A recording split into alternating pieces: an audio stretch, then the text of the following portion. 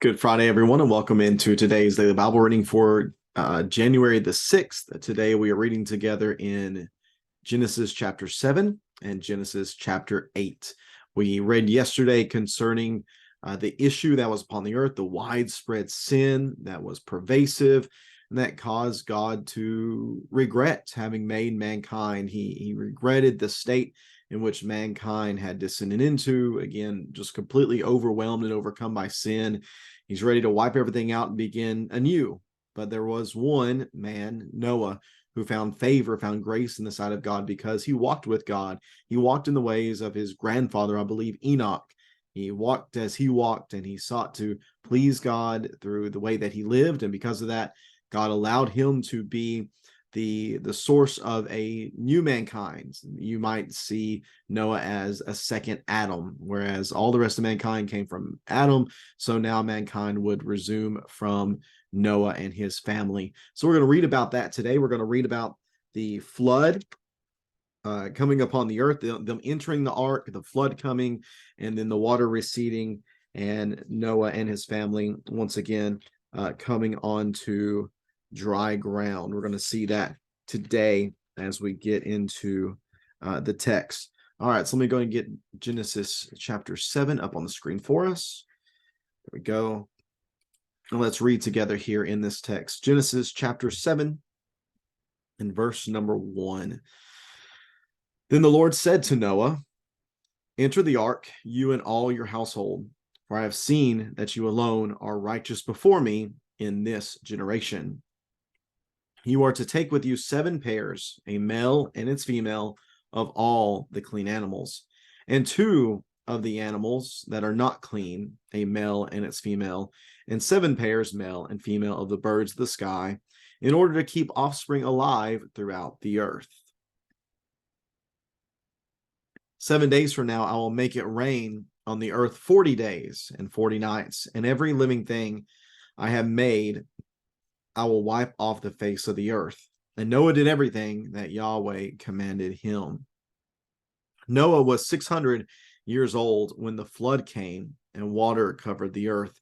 So Noah, his sons, his wife, and his sons' wives entered the ark because of the flood waters, from the animals that are clean and from the animals that are not clean, and from the birds and every creature that crawls on the ground. 2 of each, male and female, came to Noah and entered the ark, just as God had commanded him. 7 days later, the flood waters came on the earth. In the 600th year of Noah's life, in the 2nd month, on the 17th day of the month, on that day, all the sources of the vast watery depths burst open. The floodgates of the sky were opened, and the rain fell on the earth 40 days and 40 nights. On that same day, Noah and his 3 sons, Shem, Ham, and Japheth, entered the ark, along with Noah's wife and his 3 sons' wives. They entered it with all the wildlife according to their kinds, all livestock according to their kinds, all the creatures that crawl on the earth according to their kinds, every flying creature, all the birds and every winged creature according to their kinds. 2 of every creature that has breath of life in it came to Noah and entered the ark. Those that entered, male and female of every kind, or every creature, entered just as the Lord had commanded him. Then Yahweh shut him in. The flood continued for 40 days on the earth. The water increased and lifted up the ark so that it rose above the earth. The water surged and increased greatly on the earth, and the ark floated on the surface of the water. Then the water surged even higher on the earth, and all the high mountains under the whole sky were covered. The mountains were covered as the water surged above them more than 20 feet.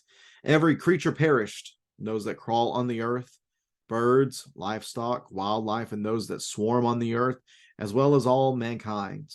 Everything with the breath of life, everything with the breath of the spirit of life in its nostrils, everything on dry land died. He wiped out every living thing that was on the face of the earth, from mankind to livestock, to creatures that crawl, to the birds of the sky, and they were all wiped off the earth.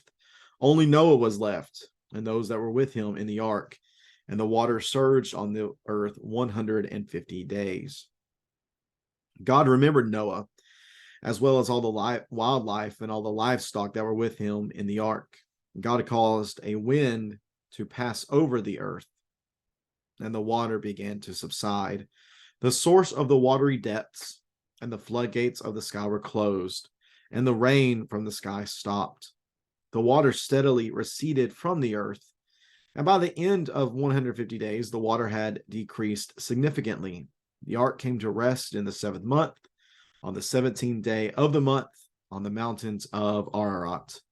The water continued to recede until the 10th month. In the 10th month, on the first day of the month, the tops of the mountains were visible. After 40 days, Noah opened the window of the ark that he had made, and he sent out a raven. It went back and forth until the water had dried up from the earth. Then he sounded a dove to see whether the water on the earth's surface had gone down. But the dove found no resting place for its foot. It returned to him in the ark because water covered the surface of the whole earth. He reached out and brought it into the ark to himself. So Noah waited 7 more days and sent out the dove from the ark again. When the dove came to him at evening, there was a plucked olive leaf in its beak. So Noah knew that the water on the earth's surface had gone down. After he had waited another 7 days, he sent out the dove, but it did not return to him again. In the 600 first year, in the first month, on the first day of the month, the water that had covered the earth was dried up.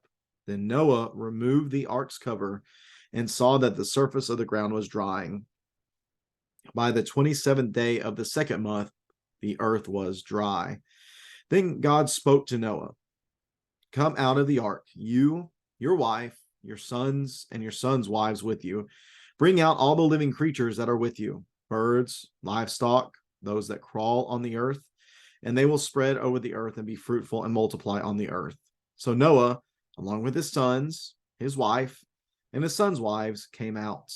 All the animals, all the creatures that crawl, and all the flying creatures, everything that moves on the earth, came out of the ark by their families. Then Noah built an ark to the Lord. He took some of every kind of clean animal and every kind of clean bird and offered burnt offerings on the altar. When the Lord smelled the pleasing aroma, he said to himself, "I will never again curse the ground because of human beings, even though the inclination of the human heart is evil from youth onward, and I will never again strike down every living thing as I have done. As long as the earth endures, seed time and harvest, cold and heat, summer and winter, and day and night will not cease." And that is Genesis 7 and Genesis 8.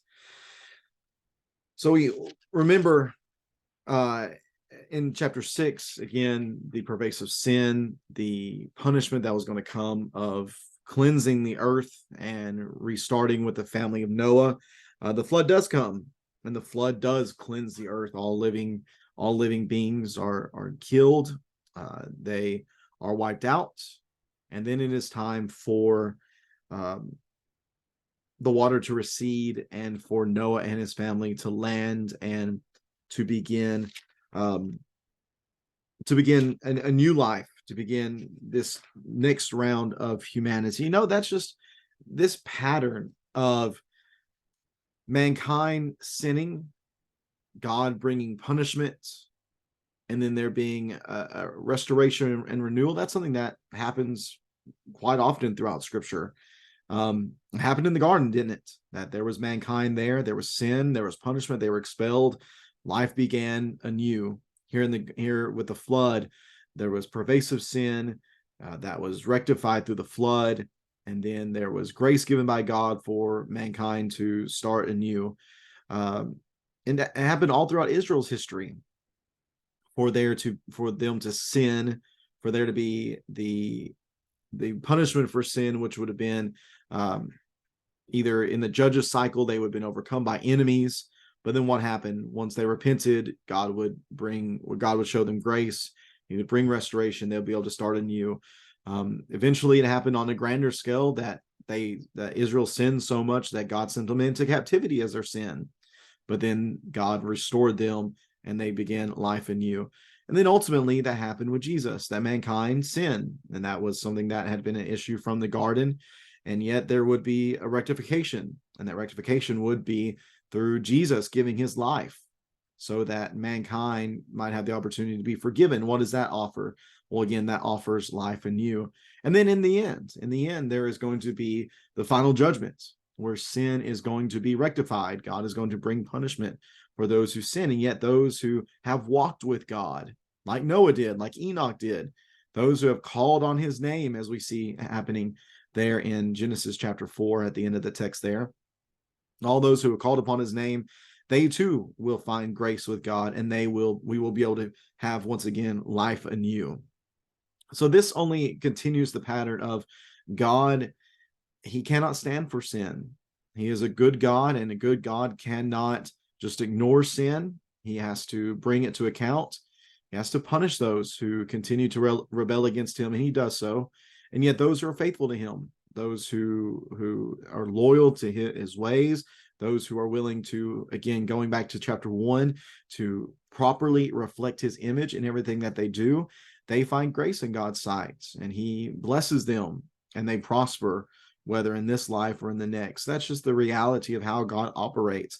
And we need to recognize that. We need to recognize that if we decide to rebel against God, if we decide to live contrary to his will, then we will be punished, whether in this life or in the next. And the grace that is found by the faithful, we will not experience. So let us remember this cycle of the pattern, that if we sin, if we rebel against God, if we reject him, we will not prosper. We will be punished for that, again, either in this life or in the next. And we will not receive the grace that he longs to give us, the grace and forgiveness of sins. God longs to give that to those who desire him, desire to serve him, desire to live as his image bearers and represent him in this life. He longs and desires to show them grace and mercy. May we be a people who ourselves receive grace and mercy. We're never going to be perfect. We're just not. Once we sin, we're flawed. But God does give restoration. He gives us the ability to be restored in the image of Jesus.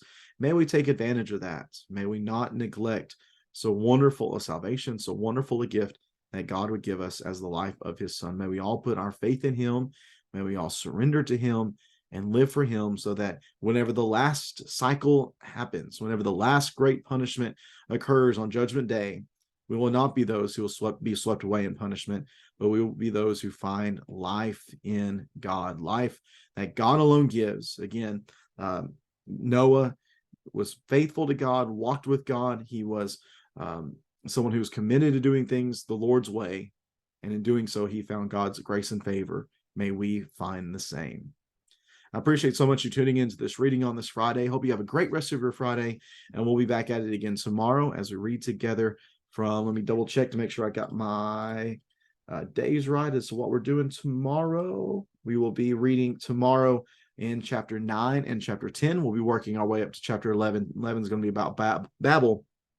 In the meantime, though, we're going to read tomorrow about God's covenant with Noah, and then read the Table of Nations. So you all will get to have a good time listening to me try to pronounce all these old names. Looking forward to reading that with you, though, tomorrow. Hope to see you then. Take care, and God bless.